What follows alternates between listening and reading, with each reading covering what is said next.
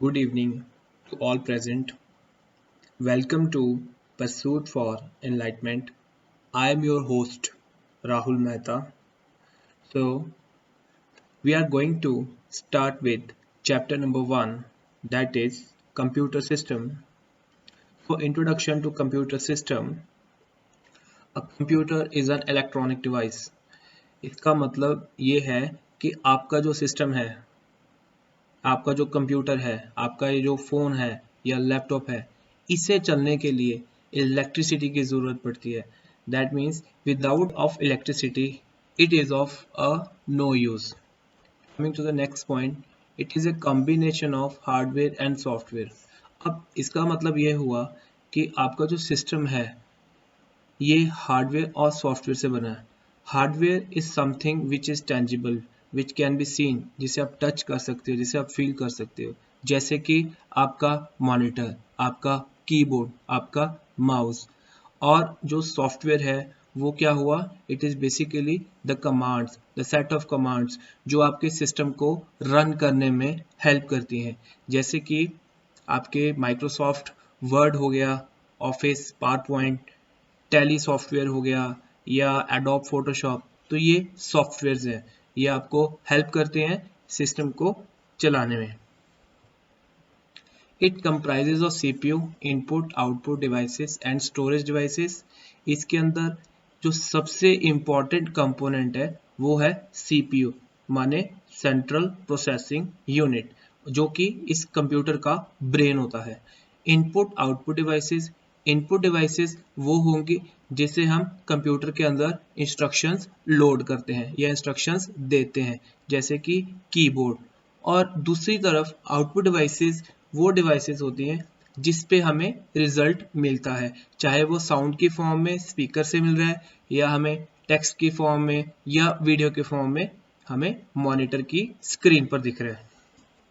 और storage devices क्या होते हैं? स्टोरेज डिवाइसेस जहां पर आप अपना डेटा को सेव करते हैं।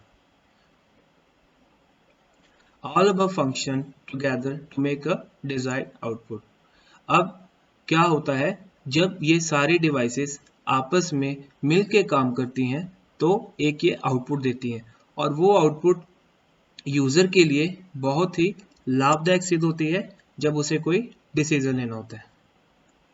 अब हम बात करते हैं सेंट्रल प्रोसेसिंग यूनिट की। It's an electronic circuit. अब सर्किट क्या होता है? सर्किट एक पाथ है, एक रास्ता है जहां से करंट फ्लो करता है। It is also known as processor and brain of computer. इसको हम प्रोसेसर भी बोलते हैं और कंप्यूटर का ब्रेन भी बोलते हैं, क्योंकि यही वो है ब्रेन जो कि दी हुई इंस्ट्रक्शंस को प्रोसेस करेगा और हमें आउटपुट में कन्वर्ट करके यूजर को प्रोवाइड करेगा। Receive instructions from program stored in the memory.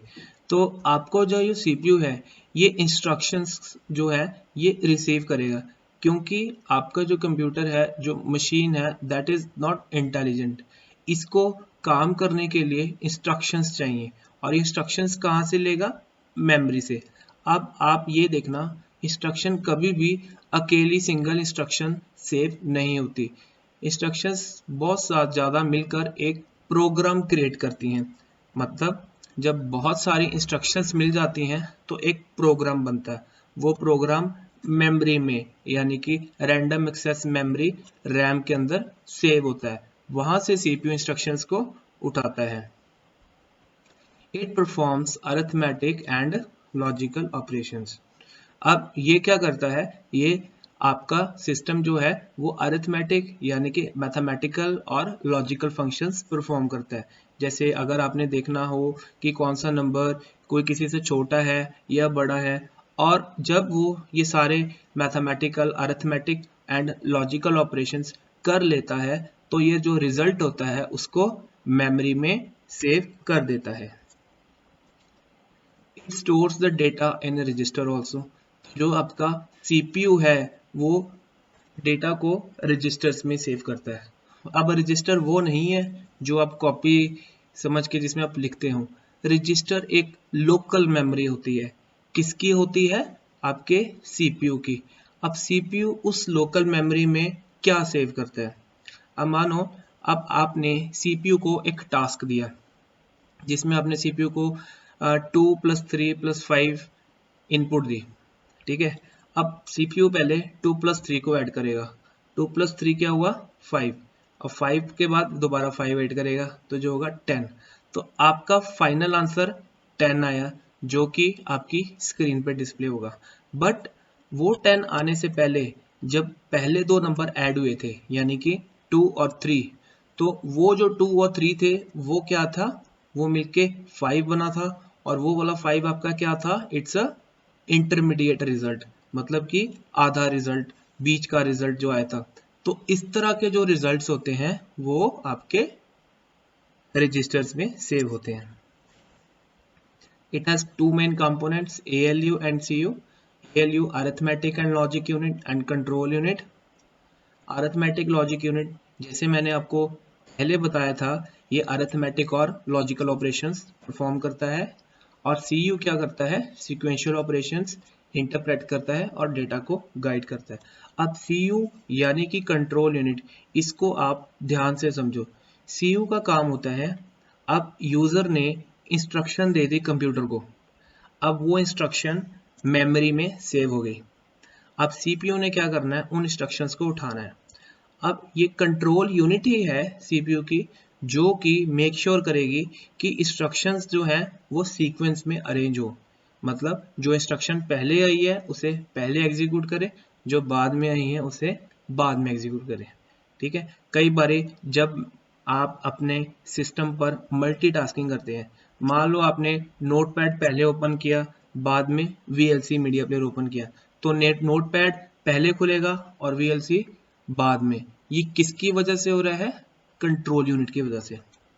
दूसरा काम ये क्या करती है, ये डेटा को इंटरप्रेट करती है, यानी कि आपका जो कंप्यूटर है उसको बाइनरी लैंग्वेज समझ में आती है, उसे हमारी इंग्लिश, हिंदी, पंजाबी लैंग्वेज समझ में नहीं आती, तो वो उसको सीक्वेंस में अरेंज करने के बाद बाइनरी लैंग्वेज में इंटरप्रेट करेगा, ट्रांसलेट करेगा और डेटा को गाइड कर देगा प्रॉपर पाथ की तरफ। अब आप ये देख रहे हैं ब्लॉक डायग्राम ऑफ कंप्यूटर। यहाँ पर आप देख पा रहे हैं कि इनपुट आ रही है, यहाँ से इनपुट सबसे पहले इंस्ट्रक्शन कीबोर्ड के थ्रू गई। अगर हम यहाँ पर एक इसको एग्जांपल के थ्रू समझते हैं, इनपुट डिवाइस यानी कीबोर्ड से आपने एक इंस्ट्रक्शन दी, वो इंस्ट्रक्शन सबसे पहले प्राइमरी मेमोरी यानी कि रैम के अंदर सेव हो गई।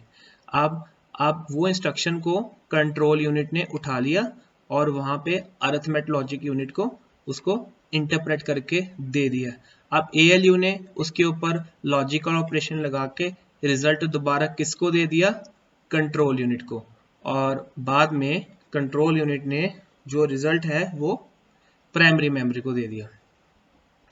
अब प्राइमरी मेमोरी से जो रिजल्ट है वो आपका आउटपुट डिवाइस यानी कि मॉनिटर पर जाएगा। तो ये ब्लॉक डायग्राम है और ये हमेशा पेपर में 3 से लेके 5 मार्क्स में आता है। अगर आपको साथ में एक्सप्लेनेशन पूछ ली तो आपको ये 5 मार्क्स में आ सकता है, which is a very good scorer question. And that's all for today.